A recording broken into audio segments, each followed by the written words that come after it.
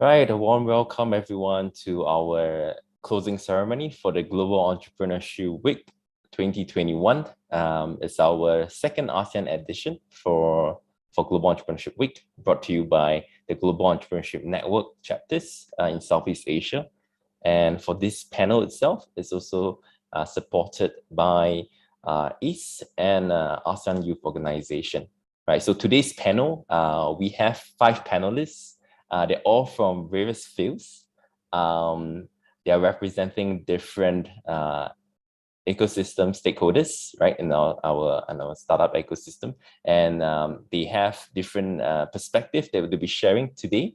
It's really on the future of work for this panel, right? And this panel itself, you'll hear directly from founders, employers, both in Singapore and US-based companies.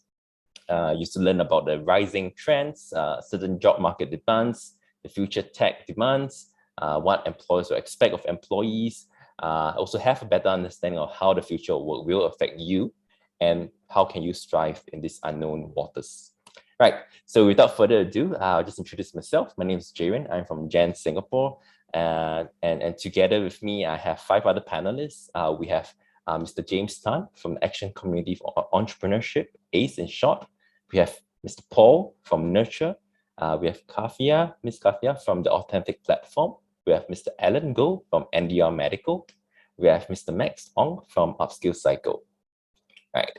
So let's start off with the round of introductions. Right. So maybe you start off with James. Would you like to introduce yourself? Hey, good morning, everyone, or good evening and good afternoon, wherever you're from. Welcome to the closing ceremony. And this week being also the week of the Singapore Week of Innovation and Technology, Switch in short. Also a warm welcome virtually to everyone joining us in Singapore for Switch. I'm James Tan, Chairman of Action Community for Entrepreneurship, or ACE in short, and we are very pleased to be partnering GEN Singapore and GEN ASEAN on this program. Jayren, back to you. Thanks, James. Right, let's have Paul from Nurture. Yes, hi. Thank you, Jayren, for the introduction. And as Jayren said, my name is Paul. I'm in the United States right now.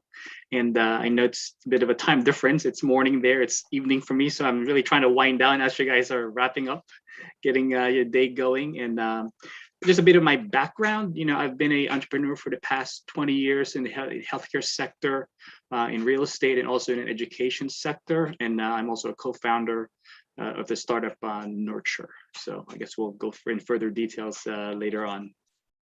Awesome. Thanks, Paul. Miss Kafia. Yeah. Hi, everyone. Hi, Jayren. Thank you so much for having me today. I'm Kavya Kashiraman. I'm the founder and CEO of the Authentic Platform, which is an idea stage company based in Singapore. It's basically a social enterprise startup that connects kids with autism, ADHD, and learning disabilities with service providers. And I am currently in London right now where I'm doing my master's. And yeah, I think that's it for me.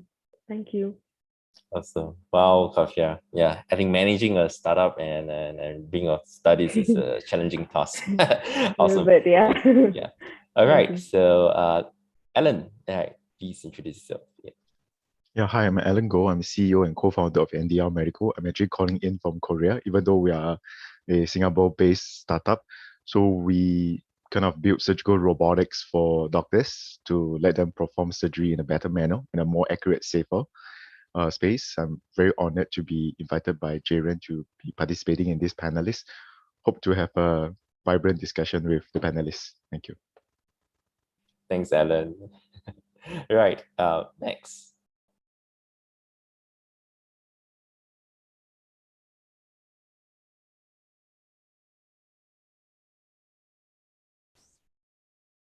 So Max, you might want to unmute this. Oh, hello. Yeah, hi. My name is Max. I'm from Upskill Cycle. Mostly I've been doing training and helping developers or people to break into the tech community through remote work.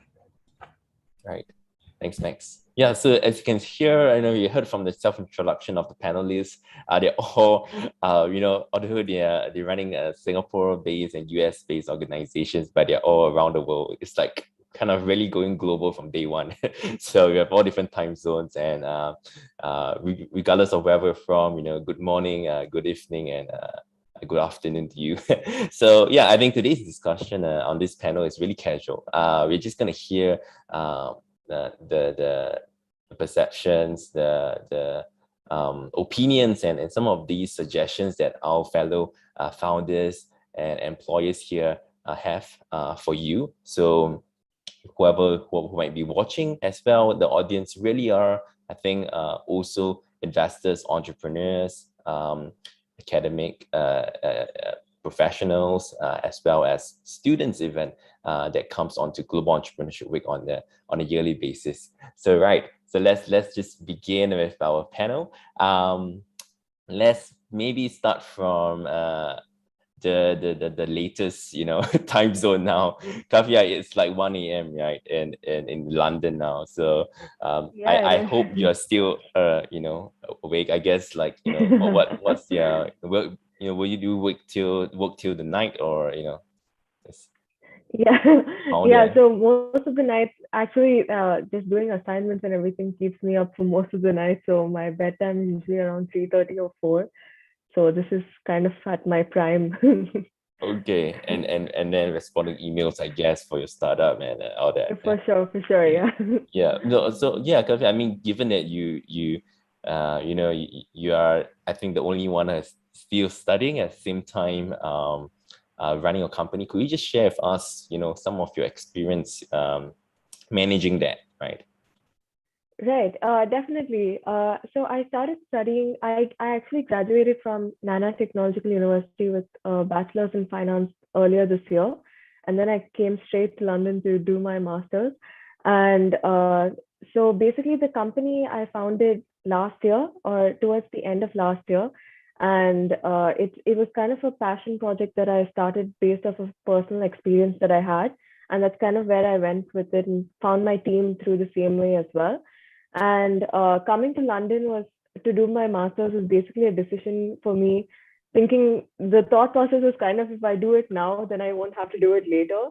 And since the company is so small now and only in the idea stage, and we're not really paying ourselves anything, so I thought this is the perfect time to kind of finish it off and then go on and then focus on that full time. Yeah, so kind of the way I work is I pretty much stay up through the night when it's like morning hours in Singapore. To kind of go through the work and go through emails and have calls or discussions in different institutions that we contact with in Singapore. And then I have classes in the morning, and then in the evening, again, it starts with the startup again. So it's pretty hectic, but I think it's very enjoyable overall. And I actually don't find it to be work at all. So yeah, I'm having a lot of fun. Awesome, thanks, Tough. Yeah. So I guess today's panel is because it's on the future of work. Could you share with us your perspective, right? From where you are, your stage of life. What would you think the future of work would be when you graduate? Right. And also now as running a company, what do you expect from employees? Yeah. Right. Yeah, actually, that's a great question, and I don't know if I'm like sufficiently equipped to answer that, or like. Don't worry, you'll hear from the other founders as well, so not to worry. Yeah, I'm sure I can learn a lot more from everyone else. But for me, so far, what I've realized is just I think how global work has become is something that I've really been focusing on. Like the startups in Singapore, I'm in London, my team. Some of them are in Singapore, some of them have to travel sometimes for their work as well. So they're all over the place. But we still do manage to get the work done and keep the startup moving. And I think due to COVID, as horrible as it was, the one good thing that came out of it is that we all realized how much productivity can come from your work, even though you are separated. And it's more, I feel like work is more task focused now than it is structure focused, whether it's like coming to work and then working 9 to 5 and then going back home. It doesn't really matter to us. Like the timing that we find correct, given our different time zones, and then the work that has to be accomplished, that is what comes into our consideration first. That is probably the first thing. The second thing from a startup point of view is that this company was kind of formed during the COVID period. And one question that we kept asking ourselves is kind of how to COVID proof this business if say another pandemic were to hit this year or next year, God forbid, how would we be able to keep our business afloat? Because we saw so many businesses that struggle through either not being able to provide the services physically or not being able to move to a digital space. So that's another consideration that we were kind of having. So I think those are the main two things that I think about when it's the future of work. I'm not sure if that answers the question properly, but Well, let's no worries. Thanks, Kavya. Let's hear from the other panelists as well. How about Ellen? Give it a go. What do you think? I mean, guess because you came from an employee background. I mean, you've probably have a couple of working experience over the years, and then after now being an entrepreneur, how has that work life be different? And what do you think the future of work would be? Yeah, thank you, thank you, Jayren, for the kind of questions. I started off as a researcher, engineer, then went into manufacturing, and then venture into AIT Ventures, doing venture incubation and acceleration before starting the company. So really kind of gone through the entire journey of building products, manufacturing it, investing it, and then right now building it on my own. So it's really an eye opener for myself. And I also believe that the future of work will be somewhat similar. Every individual has to equip themselves with the right skill set, whether through the academic, studies that we have be able to get some experience, or through working with companies, or through internships, to garner all this experience to kind of propel you for the future of work. And the future of work is really something like a crystal ball. Nobody actually knows exactly what we will be working in the future. Jobs is going to change. What I've heard is that 90% of the work will be kind of redundant or replaced by AI and automation. And kind of myself is guilty for building a platform to sort of ease or kind of increase productivity. And in somewhat through the process, certain work will be made redundant, but for a good purpose. And if you look at it, we are in the space of no borders. Given that this particular panel, we have people from London, from US, from Singapore, from Korea as well. We are really seeing that the future workforce not kind of restricted to a certain zone. We are seeing that from a big MNC right now, we have the micro MNC companies with less than 100 headcounts, globally situated, probably 5 to 10 headcount per country, but able to generate significant revenue into the company. So I think to be prepared for the future of work, candidates have the mindset of stepping out of Singapore, stepping out of their own country, so that they know and can engage a global community. Thank you.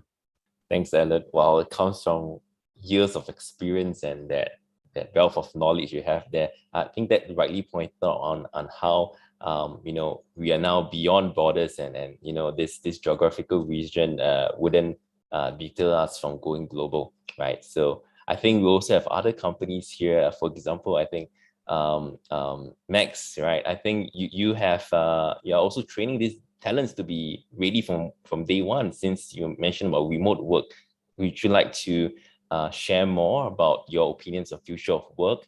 At the same time, you could also share a little bit on how you are able to prepare talents for this global economy.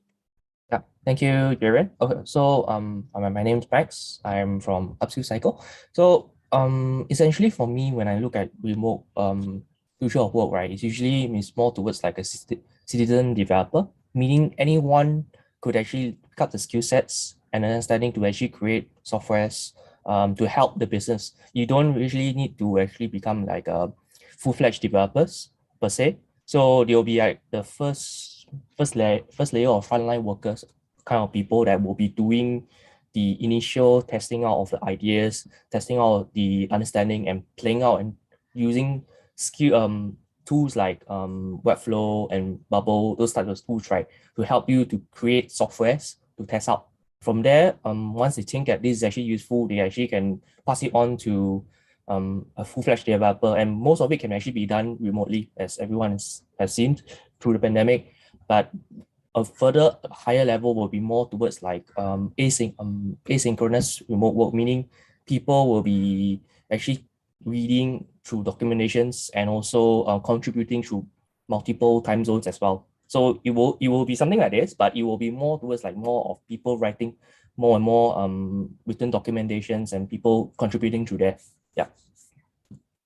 Right. And Max, I understand that you train people with disabilities, given that, we don't want to leave anyone behind and we have to be an inclusive, right, society. So could you share about how are you enabling that, given that, the opinions of persons with disabilities, are they able to be as well equipped as someone who is able? Yeah. So for me, actually my stand is always that people with disabilities actually can become a contributing member to the society as well, and they can actually pick up the skill sets to do a work, because nowadays it's remote work, so it's make it easier for them to actually compete on an individual level as well. So that's why training them and having them on board, right, helps companies firstly to one, especially if they are like building softwares or solutions or services, right, for a mass audience, right? Having multiple different viewpoints actually helps a lot, especially for people with disabilities as well. So that's why I think that having training them and upskilling them through remote work is actually one of the ideal choice as well. Yeah. Yeah, I guess you don't have to be mobile. They can just be working for anywhere else in the world, right? Correct. Let's hear from James. James, I mean, at ACE, being a national body representing startups and supporting startups, and talent is a big thing, right? And what's your thoughts on the future of work and how to ACE and enable this talent development? Okay, thank you, Jayren. I've been just hearing from Kafia, and I just want to say that at ACE itself and also at the company that I run, we actually listen a lot to the young people, because what you can imagine the future will be, or what you like the future will be, will actually become the future. So just keep the opinions coming. Just keep the opinions coming. And Alan has pointed out that we are all working across different time zones, and that really sets a very good context of not just present but the things to come. I give a brief overview about what is ACE, and then that can also set the context of all the different things that I might be talking about later. At ACE itself, we don't just look at after startups. We look at the entire ecosystem for startups. So everything has to help the 3,800 or so startups that we have in Singapore, of which we think this represents approximately 70 to 80% of all the startups that are registered in Southeast Asia, actively running and so on, because you might be functioning in Cambodia, in Vietnam and so on. Most of the time, companies will want to register themselves in Singapore. And this one really goes out to audiences beyond Southeast Asia. So not so much for Alan and Max, and but more for those who are listening in from others who may not know the role that Singapore plays in this part of the world. And these 3,800 startups, you can imagine, cuts across the different range. You can have HR startups like Upskill Cycle, you've got medtech startups like MDR Medical, and so on. It cuts across all. And as much as I like to think that ACE helps everyone, we tend to be helpful to the new sectors that are emerging. So if you are interested in the future of something, in this case, future of work, and you encounter issues dealing with regulators, you encounter issues with public funding agencies who don't necessarily understand what you're trying to do, that's where we come in to say, are there enough of you with similar problems? Can we lobby? Can we talk to whoever we need to talk to get something going at scale and at the ecosystem level? And so we have done that 20 years since we've been founded. 20 years ago, we've done that for things as simple as just being able to set up or to register a company, your company, in the house that you own, in the flat specifically that you own. It wasn't possible to do that. And now it's been done. So it ranges, cuts across a lot of different gamut of things that we do. The next pillar that we focus on will be, next few pillars that we focus on will be corporations. We understand that it's important to engage with corporates, not just because they have corporate venture funds, but because they are also very good proof of concept or proof of value customers for startups that are in the ecosystem. IHL, Institute of Higher Learning, where not just do they provide a pool of talent for companies to recruit into as interns or full-timers and so on, or even researchers, but also the research institutes that they have that are churning out a lot of research that may not necessarily be commercialized in the right way or in volume at all. The next pillar will be risk capital, which covers all the angel investments and VCs and so on. You can imagine that VCs will generally be looking at things very far ahead already, but sometimes there are still investors or angel investors who are not so plugged in. They need a little bit of convincing, and that's where we also come in to just educate everybody. Many years ago, we were in the business of educating them to not be predatory investors. Don't take 20, 40%, 50%, when they first do an angel investment. That period has come and gone. Now we are about educating investors on what are proper instruments that they can use to invest, what kind of help do they want to invest, how can they become a value investor rather than just a monetary investor. The last but not least, the final pillar of 5 pillars out of 5 is public sector. Public sector engagement is very important for us. So on the public side, I can assure you that from a Singapore level, although we are microcosm, we are small, but we are microcosm for which is what I'll say for future cities to come. We are concerned that work itself will be so disintermediated or disrupted that value employment can happen anywhere around the world, like what is happening right now. That value creation may no longer happen that much in Singapore, because you don't have to come to Singapore to create the next game-changing Grab or Gojek or something like that. And with that happening, or with that potentially happening, where is the role that an ecosystem like Singapore play in ensuring that much of this value and engagement happens in Singapore? That's a question that we grapple with. And at this stage, maybe I'll hand it back to Jayren. All right. Thanks, James. Yeah, I think you rightly point out and just want to share with the audience as well. Is, as what James mentioned, have been around for the past 20 years, supporting the Singapore startup ecosystem, connecting us to the ecosystem stakeholders. And Global Entrepreneurship Week wouldn't be possible for the first time back in 2008, where ACE and NUS Enterprise co-organized the 18,000 kind of scale of Global Entrepreneurship Week long of events back then in 2008. So now in recent years, Gen Singapore took over the role to run a Global Entrepreneurship Week for our fellow entrepreneurs and investors and even students, right, to learn more about entrepreneurship and celebrate this week. Yeah, and I think you mentioned about the whole employers and everyone can be starting companies, growing economy, and from everywhere else in the world, and may not necessarily be through Singapore, but do Singapore still have an edge there? So I'd just like to hear from Paul. Paul, you given you run a company in the US and now also venturing into startups, right? Like how does working in the US different from in Asia?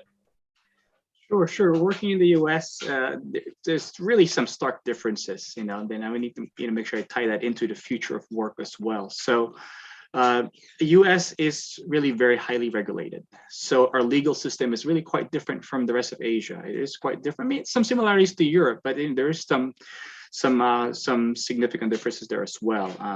The legal system here is pretty overbearing, wherein from the healthcare sector, you may get a lot of actions being done really more to defend yourself from legal action, and that's something, from the Asian counterparts, since you may not be thinking of it in those lines. So at least from the healthcare sector, that's significant.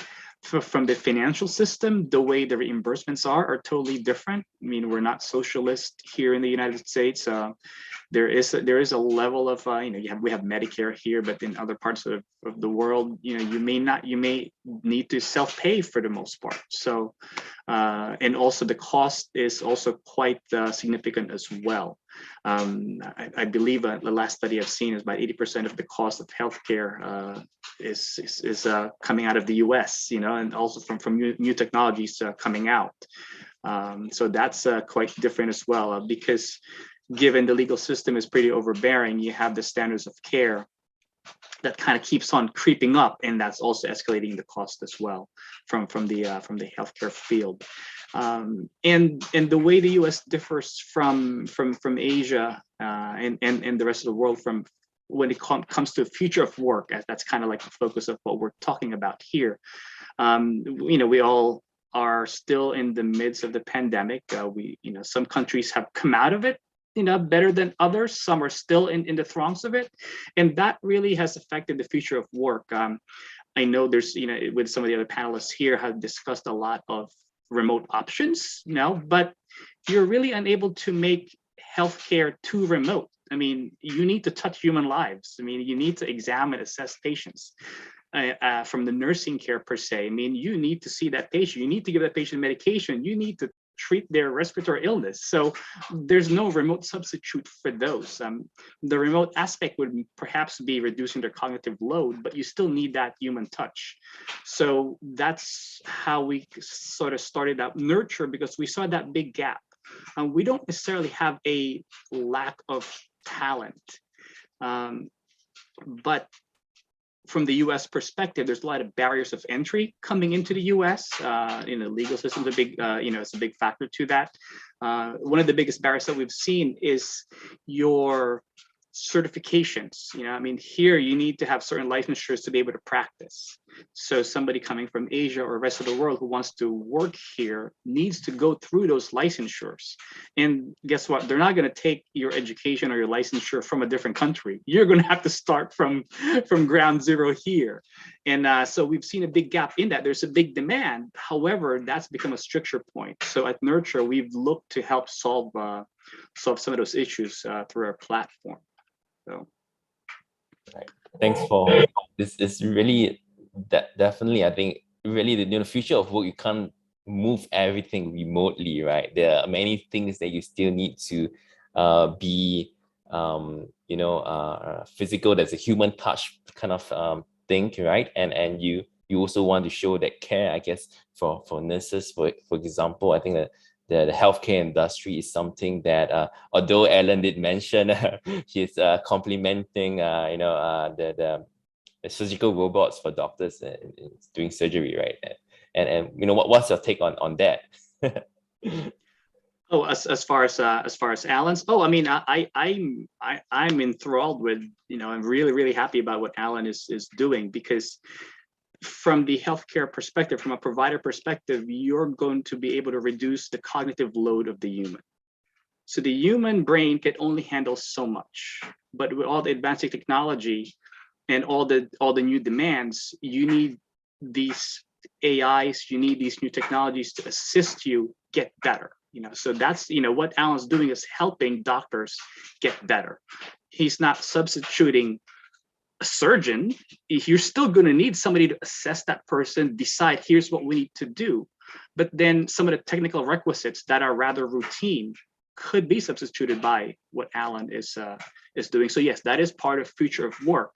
But then again, if you have a lack of supply of surgeons in a certain place, Alan's technology alone will not solve that. So you still need to be able to mobilize the requisite talents, which is available. You just got to get into the right markets and then hopefully reduce those strictures, and hence the pain points that we're trying to solve at Nurture.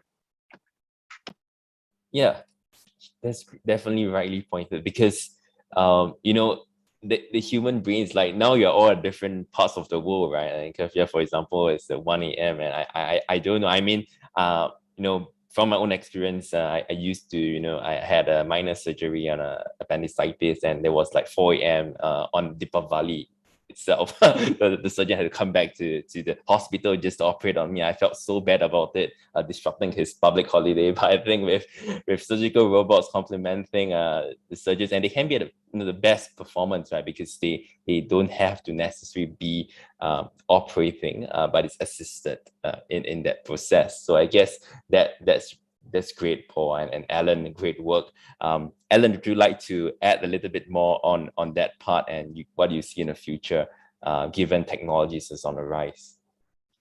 Yeah, I totally agree with what Paul mentioned. Even at the work in Nurture, I guess what he's doing is fantastic. Given the fact that we are definitely not replacing doctors, it's increasing the productivity. We still need someone there to make the final decision so that it's kind of safe for the patients. We are complementing, not competing with the surgeons.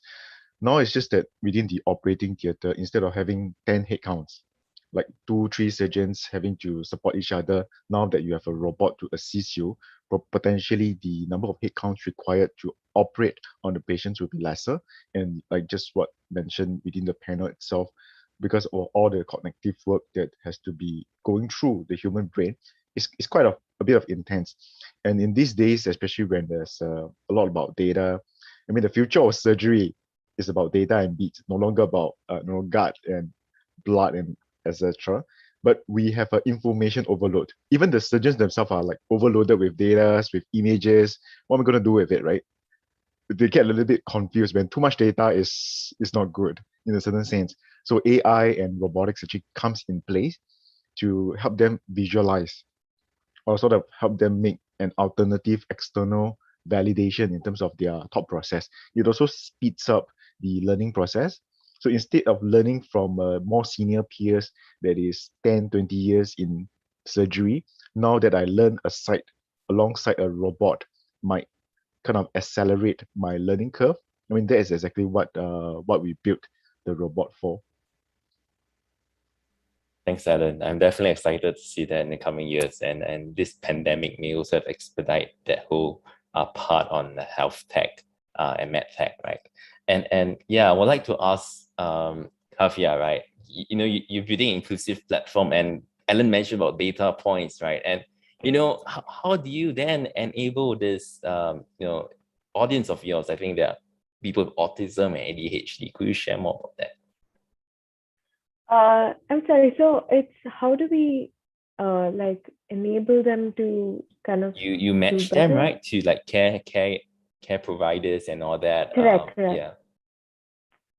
Yeah, so essentially what the application does, as I mentioned before, it kind of started from a personal pain point as well. I have a younger brother who was diagnosed with the condition, and we saw how hard it was for him to find the services that we needed, even though they were all already existing and very much available for us to use, but it was just complicated to find it.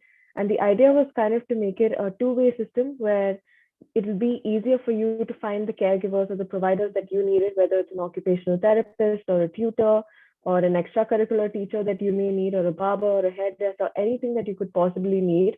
And also give those institutions an opportunity to reach their customers directly. So far, what's been there in Singapore is like large institutions do have lists of services relating to all of these conditions, but they're all static lists, and they're only of the larger institutions that are government backed or government approved, and none of the smaller individuals or the smaller private practices that still could be able to help you out, maybe at a more affordable rate, maybe it's closer to you, maybe it's more accessible. And basically what we do is we give the customers a platform to get onto, and we list all the service providers we can find by contacting them individually and getting them to be on the platform. And then we just allow them to kind of contact each other and work through whatever system would work best for them. But apart from that, we also allow, I think since this condition is a very kind of a lonely and solitary process in and of itself, and it's really helpful to have a community that you can lean on if you need anything. So another part of the app is where we actually let them connect with other caregivers and parents and other individuals with the same condition, and let them engage with each other and maybe like form a community around it. So that's kind of how we enable them to maybe make a positive impact in their life through the platform. Yeah. Thanks, Kavya. Yeah, so I guess that community aspect of things is definitely important for them to also have confidence and to find support, right? I think these caregiver services and all that which they might need.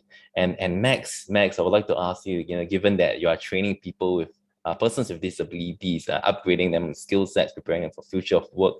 What's your observation like? How are they coping, and how is your community supporting them on the skills development segment of things? Yeah. So for me, right, I've actually realized that they're very hungry. Some of them they actually take up multiple courses, like from marketing, photography, various other aspects of it to get work. So they're very eager to actually upgrade themselves and learn skills and stuff. Just that there's not a lot of opportunities given to them. Given that sometimes when they know that they are PWDs, they may not be given that opportunity. But because of everyone's actually doing remote work, right? Everyone will be willing to actually give them opportunity, because to me and you, as long as they are able to do work, we assume that they are actually can help a lot lah. So that's why I think it's actually very good lah for them as well. And so And there isn't like, there's no not judging, on whether you're able or differently able in that sense, and taking them as a human being who provides value to the organization. Yeah. yes, actually taking them as a human being and them as a normal individual lah. Yeah. So that's why it's really good as well.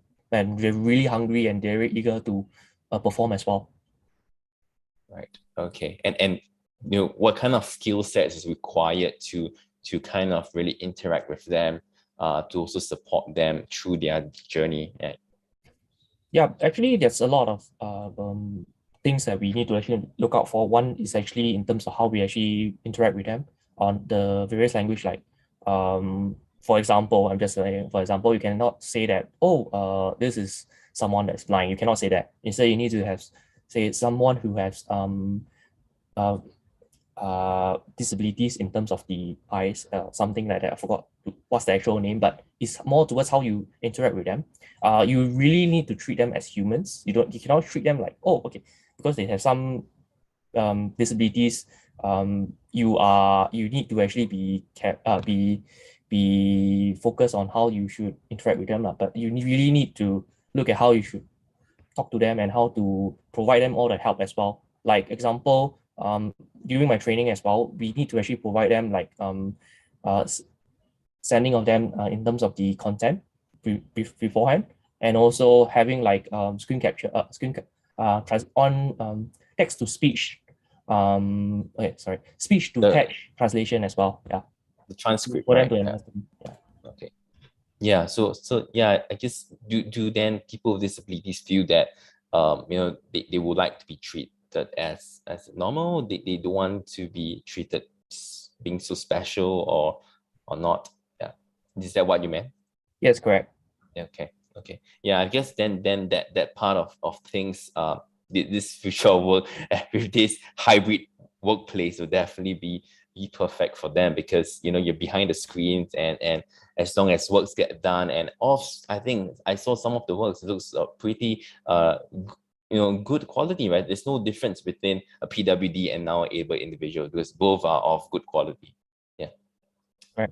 So ultimately, it's actually in terms of the mindset change for the employers, and also the PWDs, that they actually can operate as a normal individual through remote work and learning the skills and knowledge as well.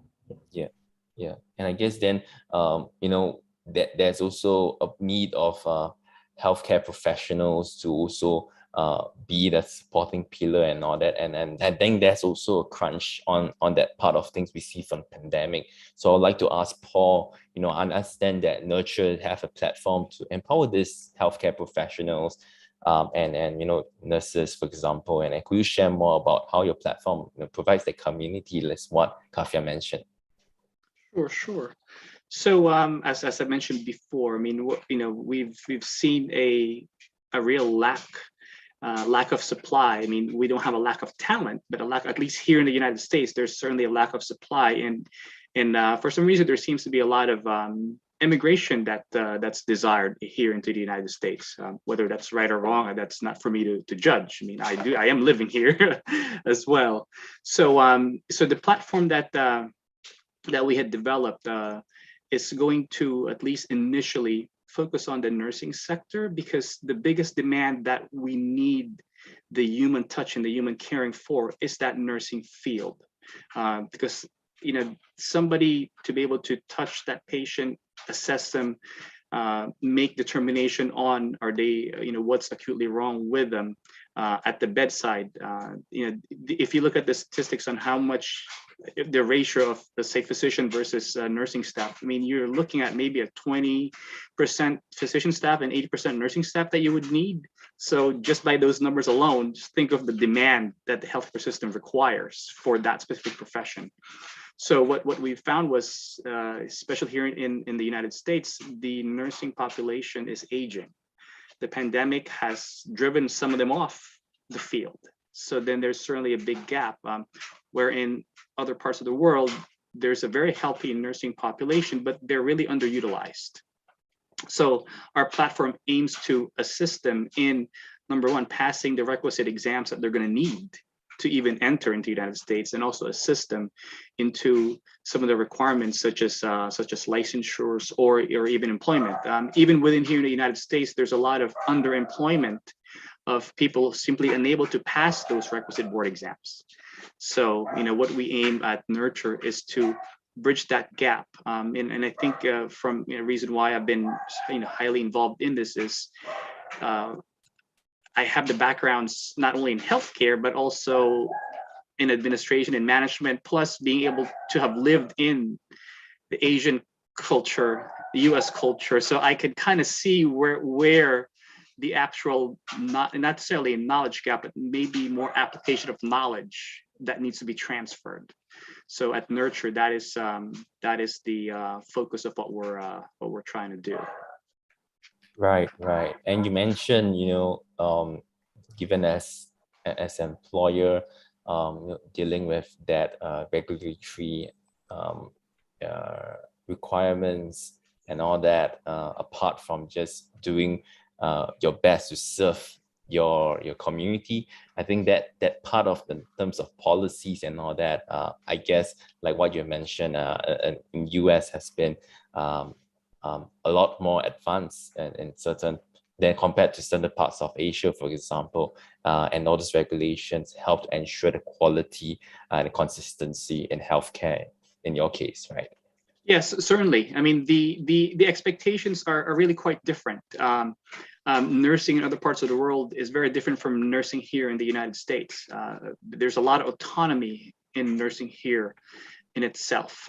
So there's actually a lot of times wherein, from people I've spoken to in the Philippines, and seeing people here and even other parts of the world in China and India, the way the nursing field functions is very different.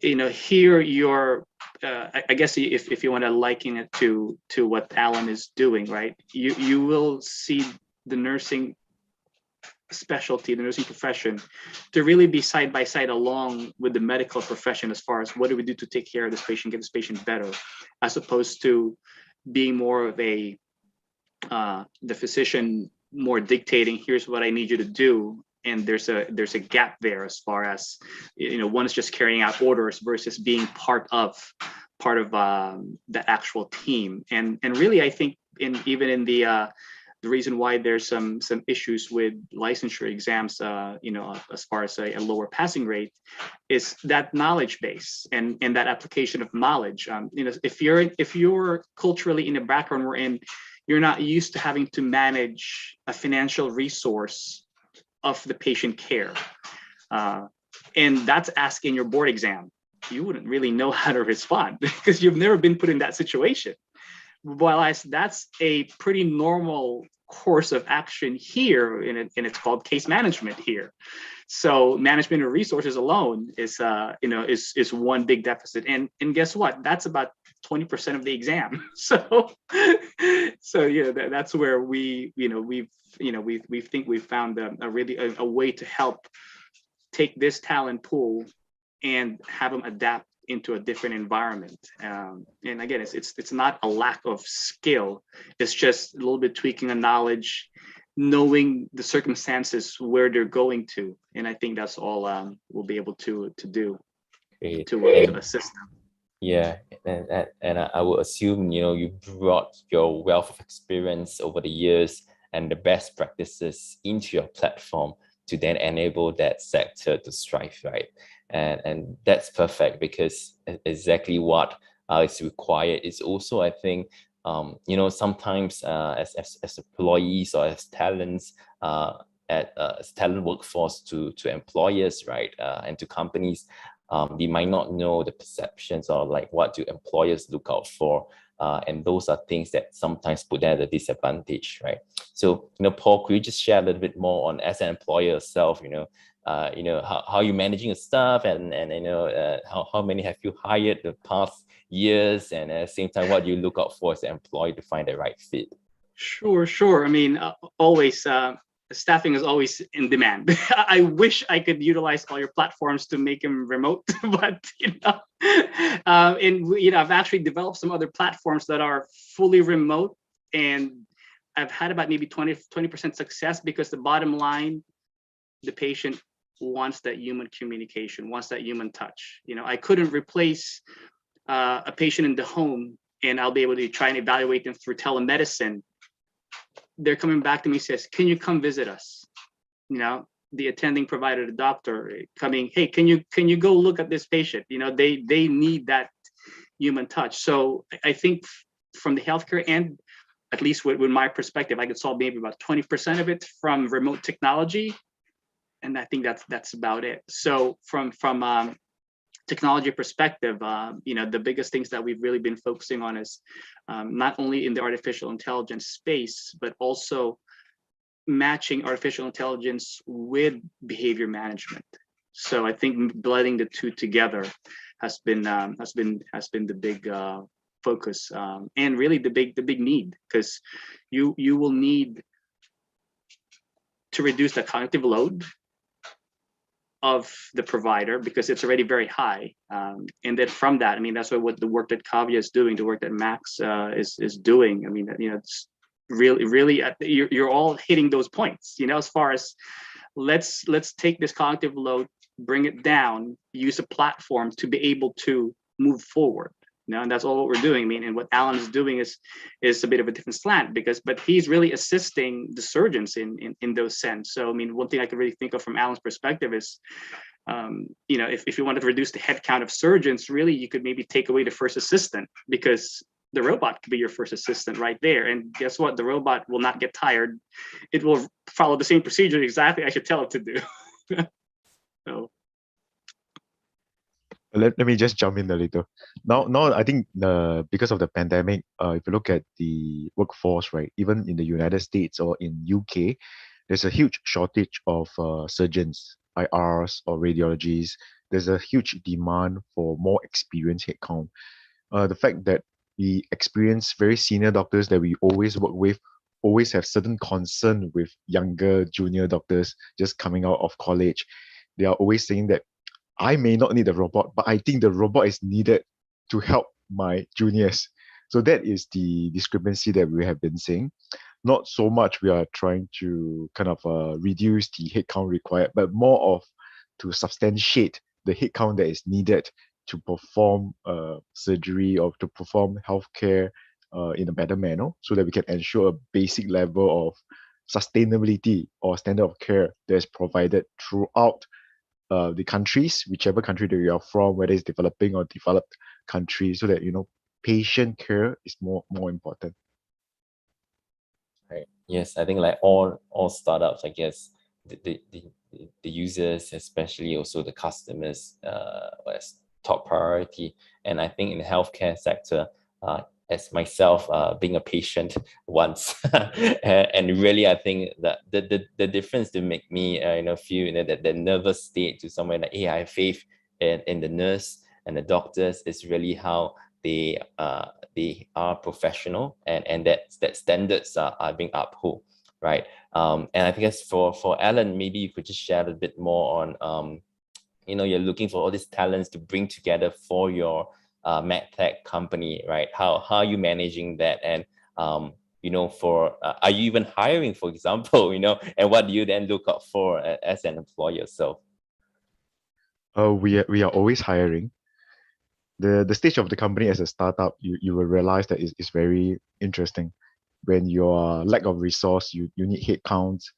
You cannot afford the right headcount, so you have to hire someone more junior to kind of support you until you hit a certain milestone, and you can have certain funding and you can hire more talents. There's an issue, but once you have certain resource, now that I have some resource, I wouldn't say a lot, but I have some resource. But where's my talent? I couldn't find the talent that I'm looking for, and I'm forced to kind of take certain steps. Just stating for example, if like say we're just right now talking about Singapore, right? There is employment pass, there's a work pass, there's certain pass issue. Then you realize that once the pandemic hit, all this pass doesn't equate to anything because now my workforce become global.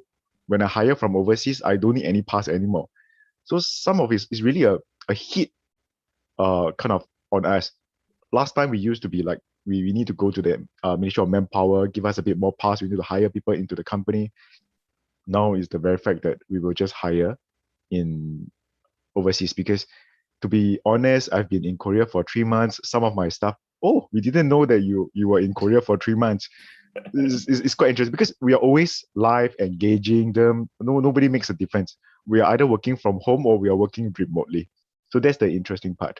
But in terms of what we are looking for, I would say the future of work, or at least from my perspective, I'm looking for employees that take on an employer mindset. You are only responsible for kind of your own career path. Long gone were the days whereby you come to work, tell me what to do.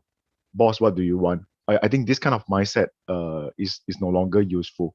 In today's context, because of the information that we are getting, even the very senior management wouldn't be exactly sure what is the next step to take. We are all kind of exploring in a very information technology stage whereby everything is moving so rapidly. We need employees to take on an employer's hat. Be responsible for what you are doing. No longer, right now, we have a 20-man HR or a 20-man accounting team. Everything can be outsourced. Everything can be individual. So employees needs to take on, what can I do for my company? What can I do for my own career? What can I skill up myself so that I can better manage my work? Because you come to work being kind of having that pride and having that enjoyment that you have accomplished your work. I think that is more important rather than coming to work.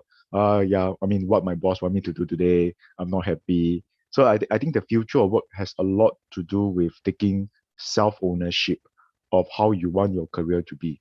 Because you might be working for employer A, you gain all the experience, and you might switch on to employer B in the next couple of years. The lifespan of workforce is getting a lot shorter. People are changing jobs more rapidly. And I also can share some, especially in the computer software side. I mean, I've heard data analysis, analytics, individual, if they change job, if they stay on in a job for more than 3 months, they are not good. Every 3 months, they will look for a new employer. To me, it's very disruptive, but that is the norm in the industry today. They need to keep on changing so that they can get higher remuneration. So I would say that whatever you learn from that particular employer is for you to keep and for you to contribute to your next employment. Right. Thanks, Alan. I think I really like that point on you mentioned about ownership, because you love the job you do, you believe in the company's vision, and you take ownership in the role because you know you have a crucial part to play in the company's success, which then brings you your career success, and also then the customers that you serve would value add from that support that you've provided, right? And but I would like to now also ask, because we have some questions from the floor, I would like to ask James to just chime in a little bit more on what are kind of policies support in terms of founders, and also, I mean, to, in terms of getting our graduates to be ready for this future of work, and what kind of support in terms of policies or initiative that ACE has that enable that. Okay, Jayren, thanks for the question. I also know that we are running out of time. We've got 4 minutes left. Yes. I'll keep it very, very short. I think Alan has pointed out something that is very real and something that we are also concerned about. As startups are getting the ability to hire the best from around the world, regardless of where they are, and not needing to bring these guys, these talents into Singapore. Of course, it's helpful for the startup because now there's a lot of administrative pain that is removed, like the classes that you mentioned, and even the higher cost of living and the salaries and so on that comes with hiring people over to Singapore. All these are removed. Then the question is, where will Singapore go to next if the best in the world don't come here to grow the next thing? Because if you look at a company like NDR or Upskill or whatever and so on, if you look at them as the next Google or next Facebook, there are a lot of engineers from Google who have left Google, and in this case, left NDR, leaving NDR and so on, and go out and do their next big thing. And we want these guys to do the next big thing from here. So this is the challenge that we are trying to solve. And I can tell you, no matter how much funding, grants, and so on that we throw at a problem, whether it is to help interns get hired by startups with the Global Ready Talent grant, or whether it is to enter into some partnership with, say, the A-Star, which is the research agency for Singapore, to hire deep tech talent or research scientists into companies. These are just putting more money at the problem. But there are more fundamental issues here on what does it mean when work can truly be done globally without being physically present in the place where the headquarters is supposed to be. I know I'm running out of time, so Jayren, back to you. Yeah, thanks, James. Yeah, I think that's definitely a case, because you definitely cannot just throw money to the problem. The talents have to feel part of it, and they want to also come to a place they call home, right? The country itself. And I think that's where you can see from the pandemic, like once we have the VTL lanes and everything, people also start coming to Singapore, for example, and also to the US. And because we're running out of time, we just want to take one question from the audience, given that Gabriella has just mentioned. I'll just read out the questions from her. She mentioned that considering the increasing number of startups, how will this affect the job scene in the future? Second, what will the disruption look like, and how do governments react to it in terms of the impact, such as on for investors, aspiring entrepreneurs, and students? So I guess two questions here, really on an increasing number of startups. How would it affect the job scene here? Anyone could take this question. Second question will be, how would disruption look like, and how do government react to it? Yeah, anyone would like to take these two questions?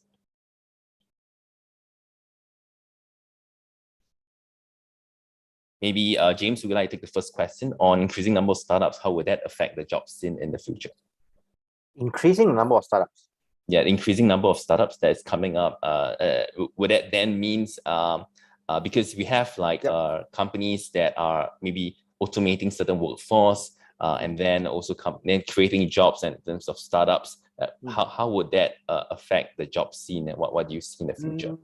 I think we have, as Singapore itself, we have moved beyond quantity of startups. So we're not concerned about, we have 3,800 this year. Next year, can we get to 5,000, 6,000, 8,000? Not the quantity. Not due to manpower constraint and anything, but it's just because the ecosystem has moved on. 10 years ago, we will be concerned about quantity, and we will really want to hire a lot of talent and have a lot of people try their hands at this. But now we are more for quality of startups. The quality comes from, for example, in this case, deep tech, or it can come from new areas where people have never looked at it before, like enabling PWDs to be plugged in to the ecosystem. So these are the quality companies that we are talking about, and not just another e-commerce startup. So not volume. And so if the talent crunch due to the lack of deep tech talent, that's what we are concerned about. Or talent crunch due to people not understanding how to deal with ESG measures. This is what we're worried about. Okay, right. Thanks, James. I guess for the second point, Gabriella, I think really it's something that we have to look at in the future. We already mentioned across during the panel itself, disruption occurs in various ways.